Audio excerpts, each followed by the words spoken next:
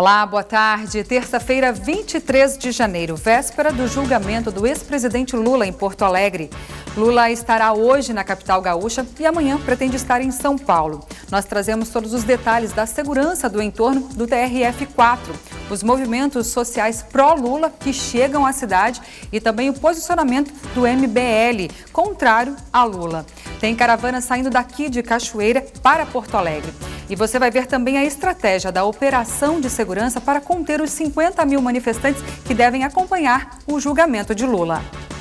Agir tão somente no caso de um acionamento, né, e de forma a preservar também os direitos e garantias individuais dos manifestantes, a livre manifestação daqueles indivíduos lá que têm o seu direito constitucional de também se manifestar. Foram presos os 2 suspeitos de roubar uma lote em Cachoeira do Sul. E na quinta-feira tem dia de campo do IRGA. A situação econômica da lavoura de arroz hoje ela é difícil, principalmente pela relação de custo de produção elevado e baixos preços, né? Então o produtor ele precisa buscar esses conhecimentos para tentar minimizar essa situação.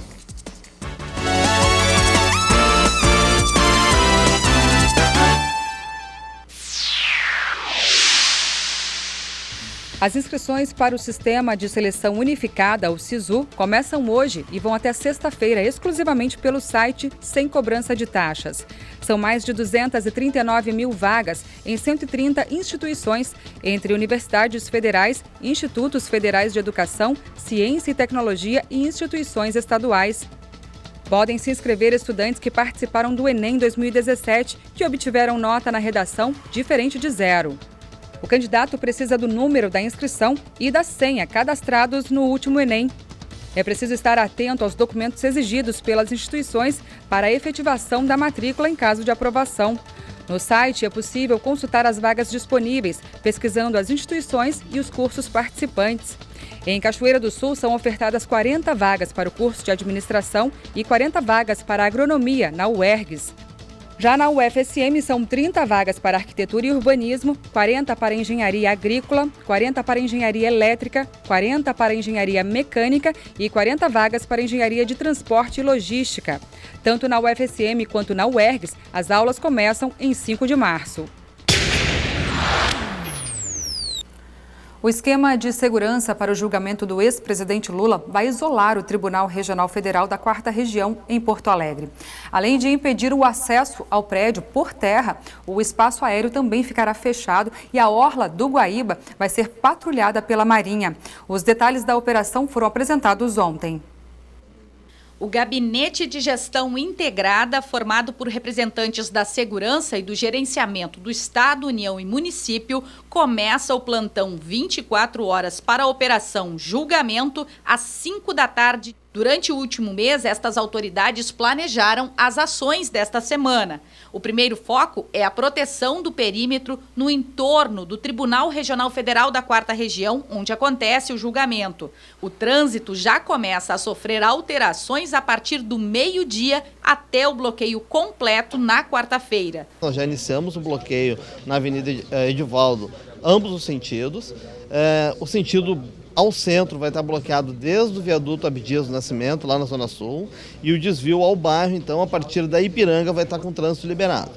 E a partir das 0 hora do dia 24, então, nós ampliamos essa área de bloqueio e aí vamos, então, realizar o desvio de todos aqueles veículos que trafegariam pela Loureiro da Silva. 18 linhas de ônibus terão desvios de rota a partir das 0 hora do dia 24. Somente pessoas credenciadas terão acesso ao perímetro. As atividades dos órgãos federais no trecho e da Câmara Municipal estarão suspensas.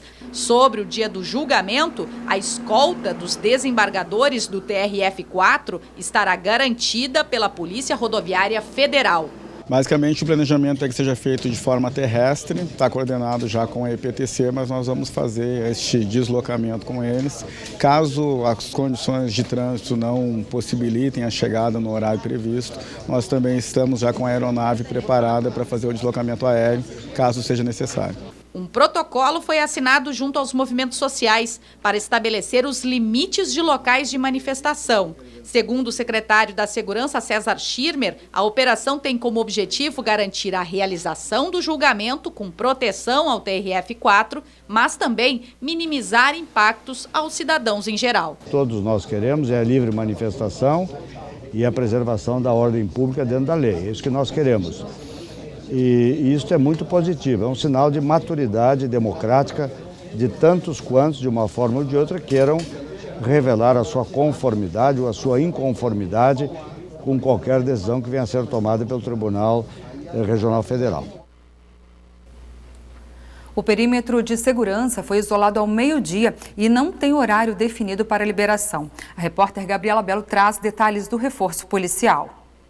Não foi divulgado o custo desta operação de segurança e nem o efetivo envolvido, mas há policiais do interior e também do litoral norte contando, ajudando na capital neste dia de hoje. Do meu lado, o capitão Mori, ele que vai falar de que forma os policiais que partiram aqui de Cachoeira do Sul estão e foram preparados. Boa tarde, capitão.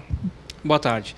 O efetivo do 35 BPM vai auxiliar, então, nessa missão do policiamento no entorno do TRF-4, justamente para garantir a segurança pública naquele entorno. Os policiais já foram mobilizados já com as suas missões específicas, já contam lá com treinamento da capital, lá para cada missão. Eles vão guarnecer pontos sensíveis que o comando da operação elencou como prioritários, sensíveis a eventualmente alguma manifestação. De modo, então, que o efetivo do 35 vai fazer o policiamento naquela região. Podemos dizer que a brigada vai contar com o policiamento montado, né, o policiamento rádio motorizado, como de costume, também contará com o policiamento aéreo, né, no local, e também contará, então, com o policiamento embarcado ali na região do Guaíba, ali, naquela área ali limítrofe ao tribunal. Né? Tudo isso que acontece hoje na véspera do julgamento e na quarta-feira ainda se intensifica esse trabalho.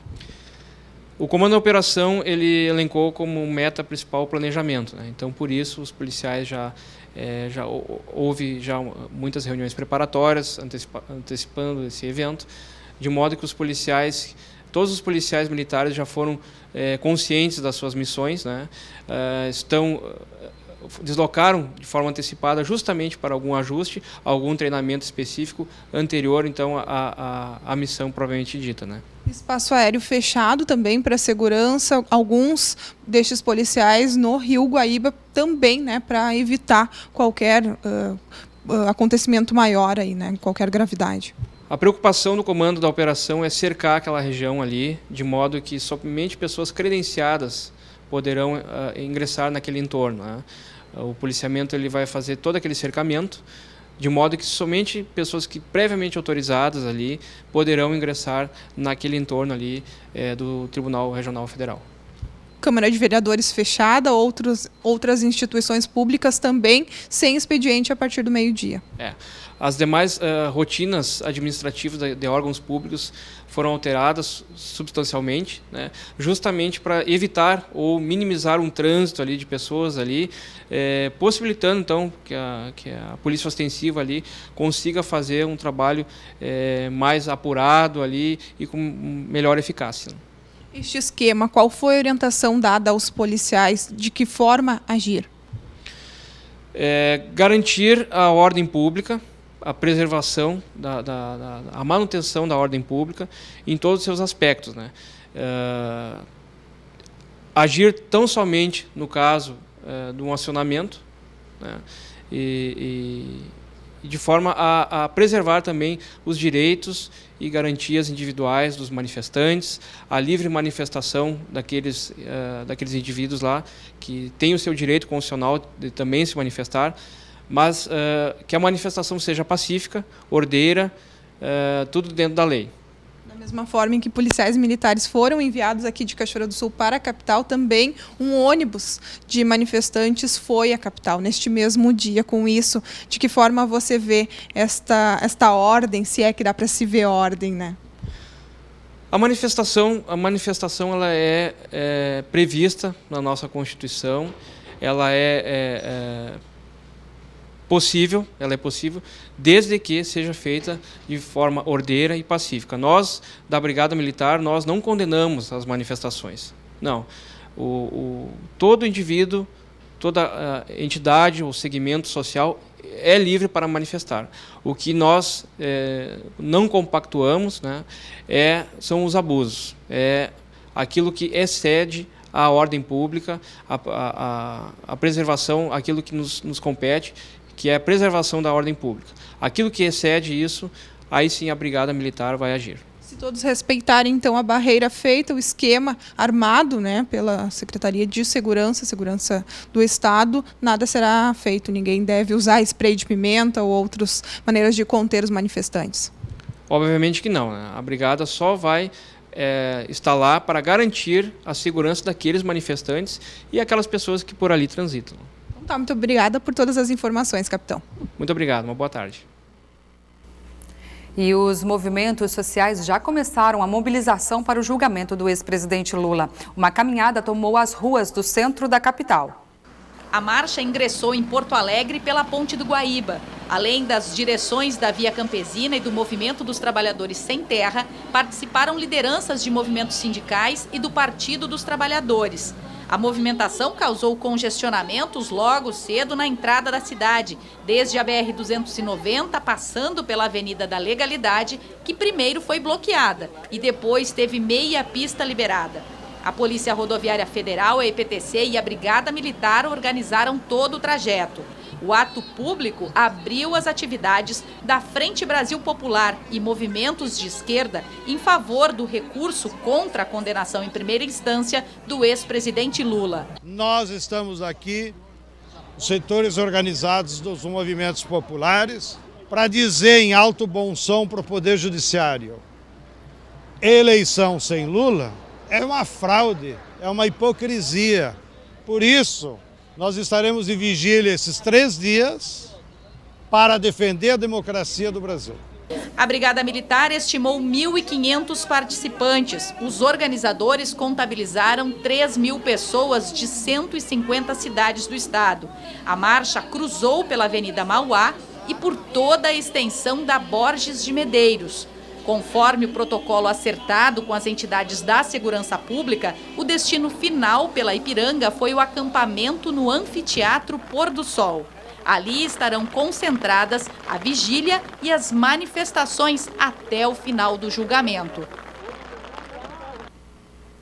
Marcado para as 2h da tarde de amanhã, a sessão deve ser acompanhada de perto por uma multidão de manifestantes pró e contra o ex-presidente Lula. 2 caravanas aqui de Cachoeira do Sul se preparam para acompanhar de perto esse momento histórico. Marcado para esta quarta-feira no TRF4 em Porto Alegre, o julgamento do ex-presidente Luiz Inácio Lula da Silva já movimenta a capital gaúcha desde as primeiras horas de segunda-feira. Manifestantes chegam à cidade vindo de todas as partes do país e já se posicionam para um ato marcado com o ex-presidente às 6 da tarde desta terça-feira na Esquina Democrática. Ao menos 2 grupos sairão de Cachoeira do Sul. Um deles, liderado por Neyron Viegas, são cerca de 40 pessoas que vão à capital gaúcha defender o ex-presidente Lula. Nós realmente estamos organizados para participar, né, deste grande ato em Porto Alegre, né, não só com pessoas do Partido dos Trabalhadores, mas sindicalistas, né, as pessoas dos movimentos sociais que não são filiados, né, e são cidadãos e cidadãs que estão se colocando à disposição para ir defender, né, a democracia. Acima da defesa pessoal do Lula, porque o Lula é bem grandinho para se defender dos seus atos, né, nós vamos defender aquilo que o Lula representa. E o que o Lula representa é a autonomia da Polícia Federal, do Ministério Público, né, os investimentos em educação. E aqui em Cachoeira do Sul nós temos, né, muitos avanços durante os governos do PT, principalmente do governo federal. Outra caravana liderada pelo presidente da Associação de Moradores do Bairro Vila Verde, Cristiano Leivas, segue a Porto Alegre para defender a prisão do ex-presidente. Eu já tinha compromisso marcado lá, compromissos pessoais, e resolvi já ficar para acompanhar o julgamento do ex-presidente Lula, né? Eu representando a classe empresária, de pequeno empresário, me sinto prejudicado com essa carga tributária, essa herança tributária que o PT nos deixou, onde quebraram o nosso país e hoje nós estamos pagando por isso. Eu acho injusto. Estou lá não como manifestante, mas como cidadão brasileiro indignado, que cansou de ficar calado e quer justiça agora. Chega de impunidade. Estamos aí para os políticos ver que a corrupção não vai se criar mais no nosso país. É fazer a justiça, né? A tão sonhada justiça. Que o tribunal seja imparcial, que haja com coerência, observe bem os fatos. Temos que lavar a alma do brasileiro. É isso que nós buscamos. Né? Tem os dois lados, né? O favor e o contra. Estamos aí, espero que seja uma manifestação não violenta, que não partam para esse lado. Estamos lá buscando o melhor para o nosso Brasil. Ambas as partes entendem diferente, mas esse é o meu pensamento. Leivas fala também sobre a segurança dos manifestantes que estarão na capital. Sim, pelo que a gente vê nas redes sociais aí, e telejornais, a mobilização está grande, né? E o pessoal do interior tem o receio de alguma baderna, alguma bagunça, alguma agressão física. Tomara que não descambe para esse lado aí, né? A gente sabe bem de outras oportunidades como é que funciona o procedimento deles, né? Espero que dessa vez ajam com coerência. Aqui em Cachoeira do Sul, acontece hoje a partir das 6 da tarde, uma passeata que marca o protesto de cachoeirenses que defendem a prisão do ex-presidente. O ato tem saída marcada para 5 esquinas, seguindo pela Júlio de Castilhos e terminando em frente à Câmara Municipal de Vereadores. E os grupos a favor da condenação de Lula também estão se organizando para o julgamento do ex-presidente. Com placas espalhadas pela cidade, a coordenação estadual do Movimento Brasil Livre quer concentrar o maior número de manifestantes contrários ao ex-presidente Lula na vigília que ocorre no Parque Moinhos de Vento, no final da tarde. O movimento Vem Pra Rua está convocando uma vigília prévia ao julgamento também no Parcão, a partir das 18 horas. E a gente conta com o apoio da população. Na quarta-feira, dia do julgamento, a concentração do MBL também será no mesmo local. A seguir, foram presos os 2 suspeitos de roubar malote em Cachoeira do Sul. Você vai ver os detalhes daqui a pouquinho. E na quinta-feira tem dia de campo do IRGA. A situação econômica da lavoura de arroz hoje ela é difícil, principalmente pela relação de custo de produção elevado e baixos preços, né? Então o produtor ele precisa buscar esses conhecimentos para tentar minimizar essa situação.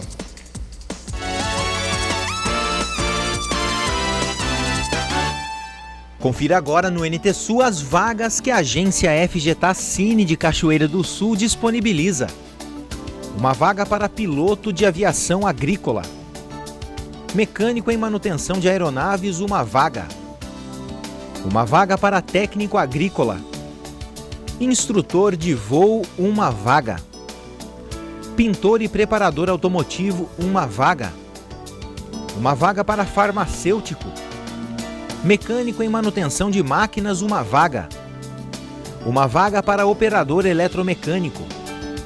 Uma vaga para torneiro mecânico. Uma vaga para balconista de farmácia. E tratorista agrícola, uma vaga. A agência FGTACine de Cachoeira do Sul está localizada na rua Major Orix, número 1552, no centro. Outras informações você pode obter pelo telefone. Código de área 51 3723 5414 ou em nossa página no Facebook, facebook.com/TV Cachoeira. Os hospitais gaúchos estão treinando funcionários para combater um golpe que tem sido frequente em muitas instituições públicas e privadas. Criminosos se aproveitam da fragilidade da situação de doentes internados nas UTIs para extorquir familiares. Os hospitais também alertam o público sobre as falsas cobranças. No Hospital Conceição, a ouvidoria registrou desde 2016 10 denúncias. A maioria foram tentativas do golpe. Somente um familiar de paciente teria pago pelo falso exame. Mas o último caso foi em setembro do ano passado. É que o hospital, que atende 100% pelo SUS, espalhou cartazes alertando sobre a gratuidade dos exames e também reforçou a informação na internação dos pacientes. O mesmo procedimento foi tomado por outros grandes hospitais que passaram a treinar as equipes administrativas. As investigações policiais até agora teriam descartado o envolvimento de funcionários ou a invasão ao banco de dados das instituições. É que os falsários, muitas vezes, além do telefone, têm o nome dos pacientes e sabem até o plano de saúde. Para o Comitê de Segurança do Sindicato dos Hospitais e Clínicas de Porto Alegre, são 2 golpes. Um contra os pacientes e outro contra os próprios hospitais. Presidiários de vários locais do Brasil, nós tivemos informações de presídios de Minas Gerais, de São Paulo, do Mato Grosso, e eles ligando, né, para vários hospitais. Então aí começou a ver que realmente não tem uma ligação de funcionários dos hospitais nessa situação de golpes, que não é uma quadrilha, mas simplesmente são presidiários que ligam. Os hospitais começaram a trabalhar com todo o seu corpo técnico, administrativo, enfermagem e próprio médicos, no sentido de que nenhum tipo de informação que envolva paciente seja divulgado, né, via telefone ou de outra mídia necessária. O PROCON do Estado não tem registros deste tipo de reclamação, mas as pessoas lesadas podem buscar indenização por danos morais, tanto pelo vazamento da informação médica quanto de cadastro. Por isso, a diretora do PROCON indica que, nestes casos, seja feito o registro da ocorrência para a investigação da polícia. Para verificar e prevenir as responsabilidades. A partir disso, portanto, é que poderá se verificar se houve realmente uma responsabilidade de qualquer tipo de um setor do hospital ou que possa ter ocorrido vazamento de algum dado que não deveria ter sido vazado, né? A Polícia Civil prendeu os 2 suspeitos de atacarem a região de Cachoeira do Sul, cometendo pelo menos 2 assaltos na cidade. O repórter João Paulo conversou com o delegado regional José Antônio Tasqueto Mota e traz as últimas informações sobre a prisão. A equipe da Polícia Civil de Cachoeira do Sul, comandada pelo delegado regional José Antônio Tasqueto Mota, prendeu os 2 suspeitos de roubarem um malote com mais de R$32 mil no dia 8 de janeiro, além de assaltar uma farmácia no centro de Cachoeira do Sul 3 dias depois. Os 2 acusados, Jociliano Ferreira de Oliveira, de 34 anos, conhecido como Jossi, e Jefferson Gonçalves Silveira, de 24 anos, também conhecido como Jé. Jossi foi preso em casa na cidade de Rio Pardo no último sábado e Jefferson se entregou na manhã de ontem na delegacia da mesma cidade.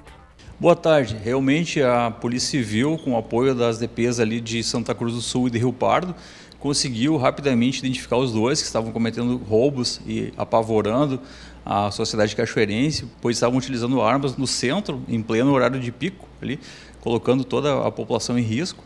Então nós conseguimos identificá-los, obtivemos através das testemunhas e vítimas o reconhecimento fotográfico, representamos a justiça pela prisão preventiva deles, que foi decretada, e os mandados de busca. Então, na semana passada cumprimos os mandados de busca, não conseguimos prendê-los, mas neste final de semana o Jociliano foi preso na casa dele em Rio Pardo e hoje se apresentou na delegacia acompanhado de advogado, o Jefferson. Os 2 foram trazidos para Cachoeira do Sul e ficarão no presídio à disposição da justiça. Se sabe, através das investigações que vocês fizeram até chegarem aos autores desses 2, pelo menos 2 delitos aqui em Cachoeira do Sul, se eles têm envolvimento com outros crimes aqui na região?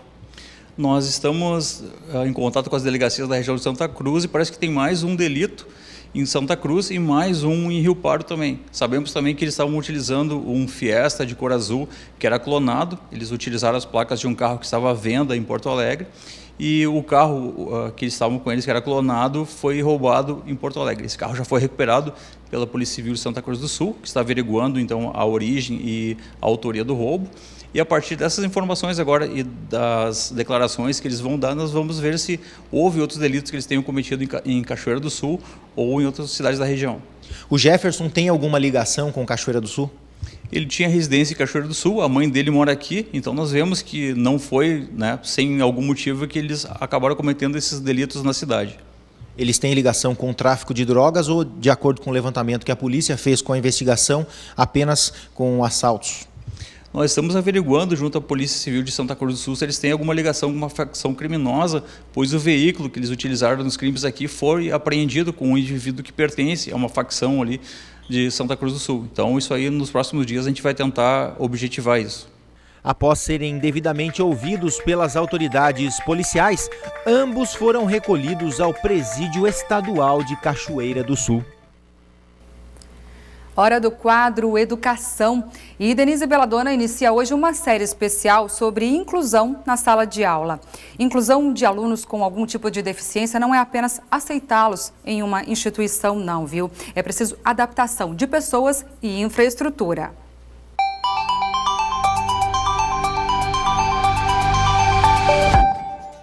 Boa tarde. Converso com você sobre inclusão, especialmente agora relacionando a preocupação que o professor deve ter com a aprendizagem do aluno incluso. Lembrando que o censo de 2014 acusou quase 700 mil crianças com deficiências matriculadas na educação básica e curricular. Sabendo que a criança com necessidades especiais tem características que as tornam um desafio para o professor na sala de aula, eu começo a esclarecer essa realidade com as palavras da professora e pesquisadora da Unesp, Ana Augusta Sampaio, quando diz que, para podermos falar realmente em inclusão, não basta matricular essas crianças, temos que garantir que elas estejam aprendendo e se desenvolvendo na escola de maneira afetiva.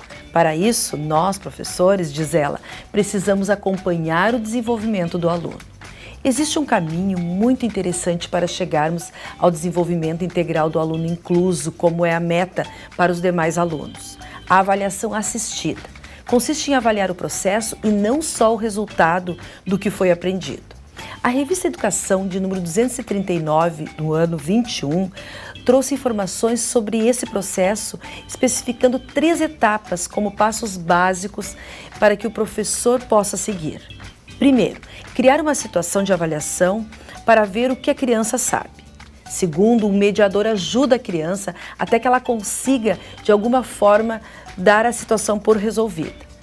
Terceiro, seria fazer uma nova avaliação em que a criança resolve o problema sozinha.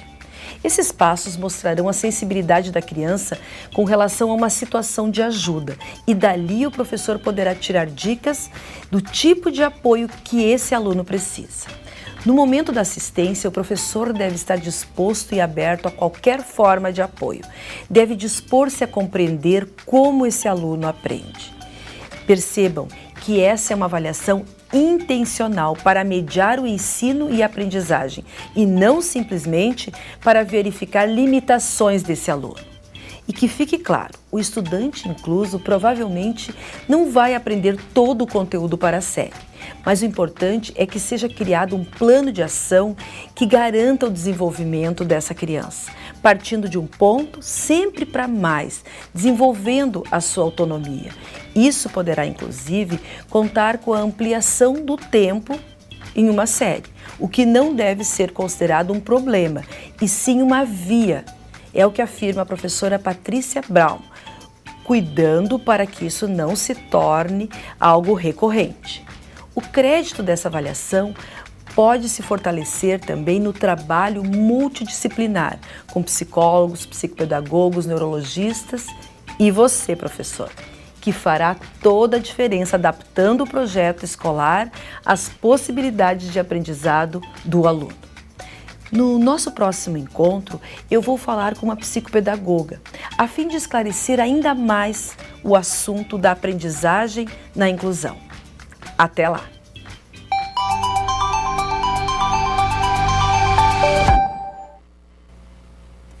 Como achar o endereço de uma pessoa que mora em uma rua sem nome? É um problema, não é mesmo? Na capital, por exemplo, são mais de 2.000 ruas sem nome. Os moradores não têm endereço, nem CEP e sobram transtornos. A satisfação dos moradores do bairro Santa Rosa de Lima, na zona norte da capital, dá para ver no rosto. Depois de quase 20 anos, cerca de 600 famílias terão seus endereços regularizados, com nome e CEP. Nós vamos poder dar o nosso endereço certo, que a gente dá o endereço, chama uma ambulância aqui, eles ficam procurando, né? Como eu já chamei, eles não achavam, né? E agora com esse nome bem escolhido que botaram para a rua principal, porque essa aqui é a principal, né? Eu estou muito faceira, estou feliz, né, com esse nome aí. Agora todo mundo vai receber na sua casa suas entregas, suas cartas, as suas compras de loja, vão receber tudo em casa. Está ficando muito bom. São 14 vias que foram criativamente batizadas com nomes de escritores e artistas plásticos. São figuras ilustres como a pintora Tarsila do Amaral e o poeta Vinícius de Moraes, entre outros. Vindo essas ruas está nos dando identidade. Hoje somos pessoas que existimos não somente para nós mesmos, mas sim para a sociedade em si porto-alegrense e para o mundo. Afinal de contas, não é toda cidade que tem um bairro com 17 ruas com o nome de tantos artistas, escritores e pintores ao mesmo tempo. A regularização e a colocação de nome de ruas cabem à Prefeitura. Feito isso, é responsabilidade dos Correios a determinação do CEP. O código de endereçamento postal é imprescindível para que correspondências cheguem ao seu destino. A importância do CEP hoje para os Correios é fundamental para a agilidade, para que esses objetos consigam chegar aos nossos clientes mais rápido e dentro do prazo. De que forma? O CEP ele é tratado no centro de tratamento por 8 dígitos, mandando para os bairros, para as cidades, chegando nos centros de distribuição, o carteiro fazendo todo o processo interno e fazendo a entrega corretamente nos bairros. A maioria dos pedidos para nomeação de ruas passa pela Câmara Municipal. O campeão em projetos dessa natureza é o vereador Carlos Nedel, que já batizou 550 vias em Porto Alegre. Nós estimamos que tem em Porto Alegre ainda aproximadamente 2.000 logradouros sem denominação de ruas, né? Isso significa, no meu entendimento, aproximadamente 150 a 200 mil pessoas sem endereço. Essas pessoas não são encontradas, não recebem crédito, não recebem solicitação de emprego e também não recebem nem pizza em casa. As ruas do bairro Santa Rosa de Lima ainda estão sem placas. Os moradores, mais uma vez, vão se unir, agora para comprá-las. A instalação será em fevereiro. E em Cachoeira do Sul, um outro problema tem chamado a atenção. São imóveis desocupados por toda parte da cidade. Oscar Sartório comenta. Muito boa tarde a todos. Impossível não se notar a quantidade de placas de vende-se e aluga-se por todas as ruas de Cachoeira do Sul. O que está acontecendo? São imóveis residenciais e comerciais para vender ou alugar em praticamente todos os pontos do município. Fiz uma contagem nas principais ruas comerciais como Avenida Brasil, Júlio de Castilhos, Saldanha, 7 de Setembro, Davi Barcelos e Bento Gonçalves. Encontrei 85 placas de imobiliária, sendo 62 de aluguel. Existem também muitos imóveis disponíveis em todos os bairros. Parece que a cidade está para vender ou alugar. Mas por que isto? Uma das causas, certamente, é o valor dos imóveis que de tão altos afugentam locatários e investidores. Não dá para desconsiderar que houve um agravamento na situação do mercado imobiliário, puxado pelo enfraquecimento na economia. Consequência, claro, das incertezas políticas. No segmento de imóveis comerciais, a situação parece ainda mais difícil, pois são muitas lojas em bons pontos comerciais fechadas. Está evidente que não são somente as pessoas físicas que estão sofrendo com a crise atual. As empresas também estão sendo bastante afetadas. Está na hora de flexibilizar para evitar um prejuízo maior. Isto é, o dono do imóvel desocupado terá que entender que não conseguirá encontrar outro locatário se não baixar o preço e que é melhor garantir o pagamento do IPTU e a conservação do prédio, mesmo tendo que receber um valor mais baixo. Parece que o atual momento da economia, a falta de confiança e o alto valor dos imóveis são, por assim dizer, um grande obstáculo para os empreendedores. É óbvio, também, que ninguém quer arriscar na incerteza. A análise da Fundação Instituto de Pesquisas Econômicas, FIPE, diz que os sinais são de melhora, mas é um momento ainda muito tímido. E o principal fator que dificulta uma melhora no setor imobiliário é o mercado de trabalho. O emprego é um dos principais impulsionadores de todos os setores, pois para alguém conseguir produtos ou serviços, precisa dispor de dinheiro. Para se comprometer com o financiamento imobiliário, é preciso ter estabilidade de renda. No entanto, a crise política e econômica persiste. A reforma trabalhista tornou mais instável o emprego. Parece que o cenário geral não é de investimento, ainda é de retração. Vivemos no passado recente um bom ciclo econômico. Havia crédito imobiliário mais barato e também demanda. Hoje os juros estão altos e o crédito muito escasso. A ocupação dos imóveis não depende apenas de vontade de vendedor e comprador, de locador e locatário. Os preços devem ser ajustados e flexíveis dentro da oferta e da demanda. A taxa de juro para financiamento deve ser baixa e o emprego deve estar em alta para o setor reagir.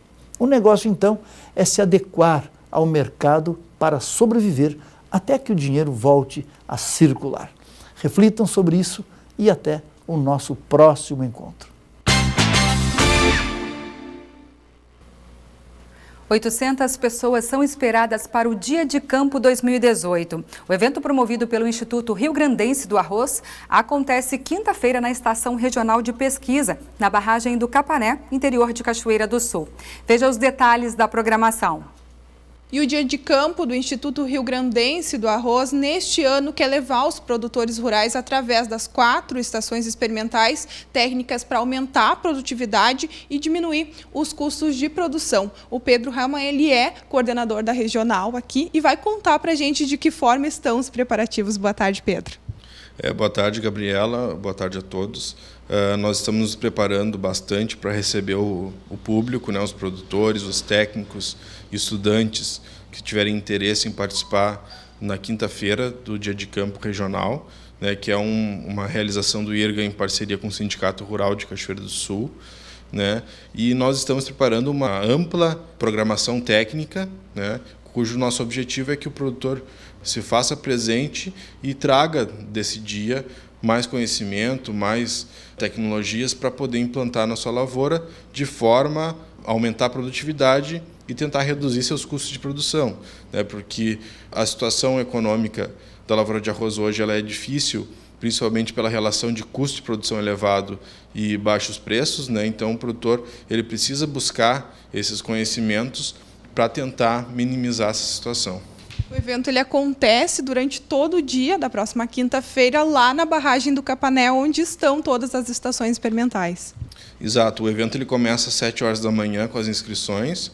A gente pede que leve 1 quilo de alimento não perecível, né, que vai ser doado para uma instituição de caridade. E a partir das 7h30 vão começar a saída dos grupos, né, onde será feito o roteiro pelas 4 estações da manhã. Essas inscrições são feitas até às 10 da manhã, onde são a saída dos grupos. E durante a manhã o pessoal vai poder ver estações sobre manejo de preparo antecipado do solo, né, e também manejo pós-colheita. Vai poder ver uma estação sobre manejo de soja em várzea. Nós teremos outra sobre plantas daninhas, que é um grande problema hoje na lavoura de arroz. E temos a última, que é o projeto 10+, que é o nosso principal projeto de transferência de tecnologia, né? Ao meio-dia, nós teremos a abertura do evento e ao 12h30 o tradicional carreteiro do IRGA, né, que o pessoal vai poder experimentar e depois degustar também uma sobremesa de arroz de leite como forma de incentivar o consumo, né, do cereal. Pela parte da tarde, nós temos então 4 oficinas técnicas no campo, né, e mais uma oficina de culinária à base de arroz. Então a gente convida todos que possam se fazer presente durante o dia inteiro. Todas as lavouras experimentais como estão por lá, Pedro? Estão boas, né, muito bem conduzidas pela equipe da barragem do Capané, pela estação de pesquisa do Capané, que nós temos aqui em Cachoeira do Sul, né? Então elas têm uma soja que, apesar de todos os problemas de estabelecimento, né, principalmente hoje, esse ano, apesar de todas as chuvas de outubro, nós tivemos um período seco em novembro, né, que dificultou um pouco a emergência, mas a lavoura está boa também, e a lavoura de arroz também bem estabelecida e bem conduzida. Que foi a mesma dificuldade que os produtores da região encontraram neste período. Exatamente, a própria lavoura de arroz nós não conseguimos semear exatamente no mês de outubro, que é o mês preferencial, né, onde nós conseguimos os picos de produtividade, mas no início de novembro, que ainda é uma época boa, mas que não tem todo o potencial que nós gostaríamos. Mas é a realidade que aconteceu na lavoura, tanto de Cachoeira quanto do estado. Evento regional que deve trazer a Cachoeira do Sul quinta-feira, então, quantas pessoas? Bom, nós esperamos aí pelo menos 800 pessoas, né? Já temos 500 pessoas confirmadas em excursões, que vão sair de toda a regional, então são 10 ônibus e mais 2 micro-ônibus. E nós temos também a expectativa do público aqui de Cachoeira e da região que vai vir com os carros, né? Então, esperamos aí de 800 a 1.000 pessoas no evento. Que municípios, Pedro, devem estar representados aqui? A região central do estado ela é composta por 34 municípios, né, que nós temos aí 10 escritórios, né? Então, os escritórios são escritórios de Rio Pardo, Candelária, o próprio de Cachoeira, né, São Cepé, Caçapava, Agudo, Restinga, Formigueiro, Santa Maria e São Pedro do Sul. São os 10 escritórios da região que abrangem esses 34 municípios daqui. Dia de campo, então, uma oportunidade para vocês, profissionais da área, passarem conhecimento para os produtores, mas também para eles trocarem experiências. Exatamente, é uma oportunidade muito importante, né? O produtor ele tem que estar sempre se atualizando, sempre buscando informação para poder ser eficiente na sua atividade e poder conseguir passar por essas dificuldades da melhor forma possível. Alguma variedade apresentada, alguma novidade para os produtores? Não será tema específico de alguma estação, mas vai ter lá no campo o IRGA 431 identificado, que é um lançamento novo do IRGA, que ele é Clearfield, também é CL, né, que a nossa expectativa para o próximo ano já está na lavoura de arroz. É uma cultivar nova, né, com melhor qualidade de grão, com um bom potencial produtivo e com um ciclo mais precoce, que são características importantes. Tá bem, então, agradecemos por todas as informações passadas aqui. Quer deixar mais uma vez para quem nos assiste o convite para o dia de campo, então, aqui em Cachoeira? A gente espera, então, que todos participem, né? Seja produtor de arroz, soja, pecuarista, né? Todos os temas serão abordados, e não só produtores, mas também os estudantes, os técnicos que se interessarem, nós estamos prontos para recebê-los da melhor forma. Bom, então, muito obrigada. Lembrando a todos que o evento Dia de Campo do IRGA acontece na barragem do Capané. Lá é preciso chegar em torno das 7 horas da manhã para fazer a inscrição e levar 1 quilo de alimento não perecível. Lembrando que quem chegar depois das 10 horas da manhã não vai poder passar por todos os campos, todas as áreas experimentais.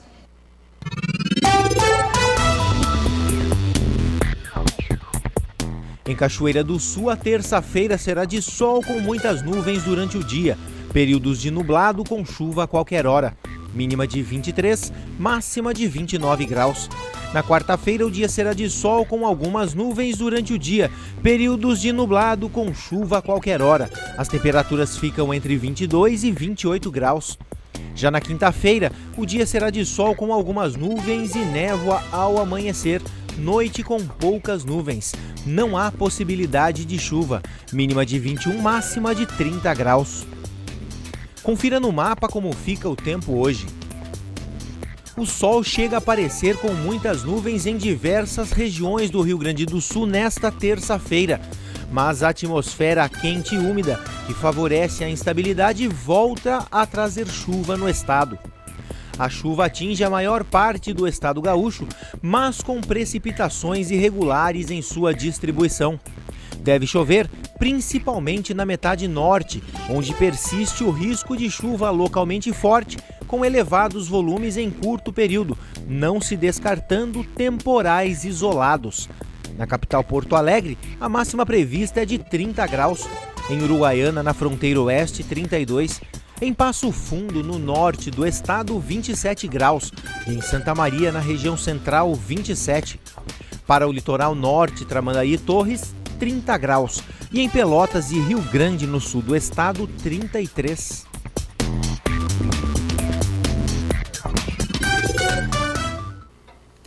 Nós ficamos por aqui. Amanhã, julgamento do ex-presidente Lula em Porto Alegre, e você assiste a cobertura completa aqui a partir do meio-dia.